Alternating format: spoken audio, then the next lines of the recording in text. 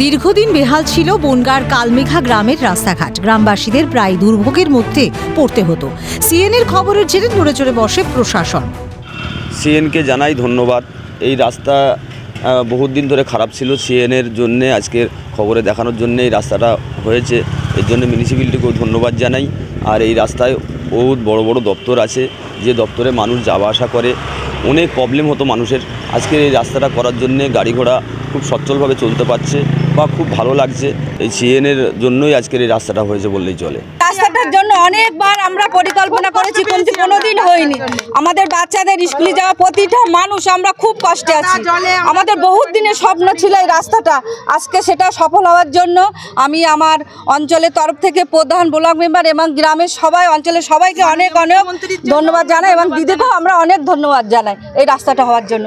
আমরা ভীষণ ভীষণ গর্বিত রাস্তা হওয়ার জন্য, যে আমাদের রাস্তাটা দেওয়ার জন্য আমরা ভীষণ খুশি হয়েছি। আর আমাদের জীবন একদম একদম রঙিন হয়ে গেছে পুরো জীবনে। মানে একটা মানুষের জীবনে রাস্তার জন্য যে কত পরিবর্তন হয় সেটা আমরা এইবার ভালোভাবে জানবো।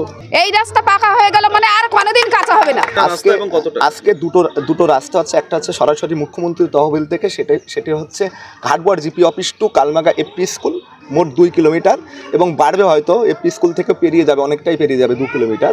সাথে সাথে পঞ্চায়েত সমিতি তহবিল থেকে 8 লক্ষ টাকা দিয়ে প্রায় 400 মিটার রাস্তা হচ্ছে, যেটা এই কালমেঘা এপি স্কুল থেকে পরেশচন্দ্র মণ্ডলের বাড়ি পর্যন্ত। আরও 3 কিলোমিটার রাস্তা হবে, সেটা আজকে তার শুভ উদ্বোধন।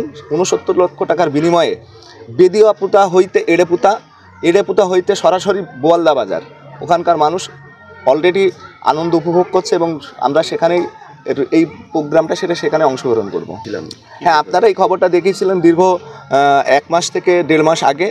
অসংখ্য ধন্যবাদ জানাই সিএন ক্যালকাটা নিউজকে। আমরা ধন্যবাদ জানাই মানবিক মুখ্যমন্ত্রী মমতা বন্দ্যোপাধ্যায়কে। প্রথমে আমি প্রশাসনকে ধন্যবাদ দেব এবং আপনাদেরকে ধন্যবাদ দেবো, সাংবাদিক যারা সাংবাদিকতা করেন এদেরকে ধন্যবাদ দেবো প্রশাসনের নজরে বিষয়টা আনার জন্য।